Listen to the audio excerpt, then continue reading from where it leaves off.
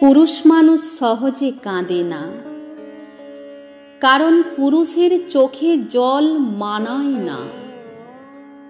জন্মের পর তাদের মাথায় ঢুকিয়ে দেওয়া হয়, যত কষ্টই হোক তোমার চোখে জল আনা যাবে না।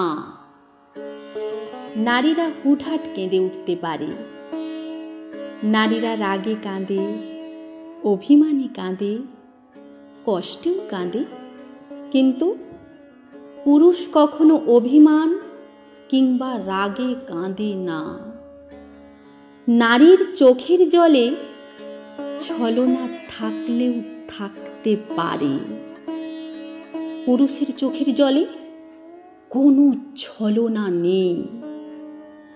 তবুও যদি কোনো পুরুষ কাঁদে, তবে বুঝতে হবে সে বড় কষ্টটাই পেয়েছে এবং সে আসলেই কাঁদছে।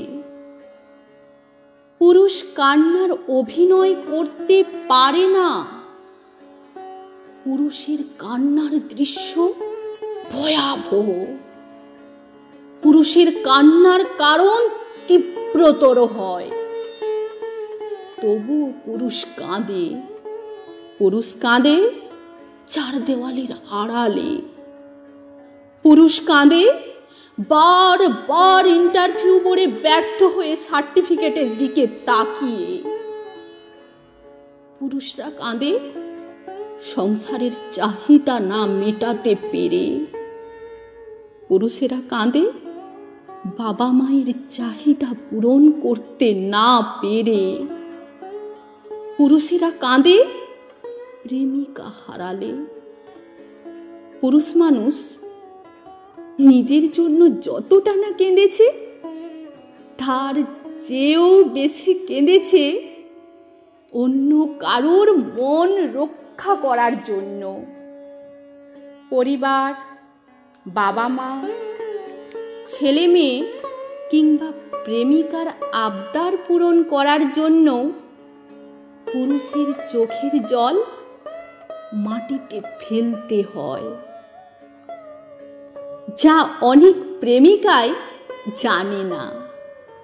ইতিহাস বলে যে নারী ইচ্ছাকৃতভাবে পুরুষের চোখের জলের কারণ হয়েছে, সেই নারী জীবনে খুব একটা সুখী হতে পারেনি। এটা নয় কোনো পুরুষের অভিশাপ, এটা পুরুষের চোখের জলের কারণ আর দীর্ঘশ্বাস। নারীরা বেঁচে থাকে বাবা কিংবা স্বামীর উপর ভরসা করে, আর সেই নারীর জন্যই যদি কোনো পুরুষকে কাঁদতে হয়, তাহলে সেটা সেই নারীর জন্যই অমঙ্গল। পুরুষের চোখের জল বিফলে যায় না, প্রকৃতি তার প্রতিদান দেয়।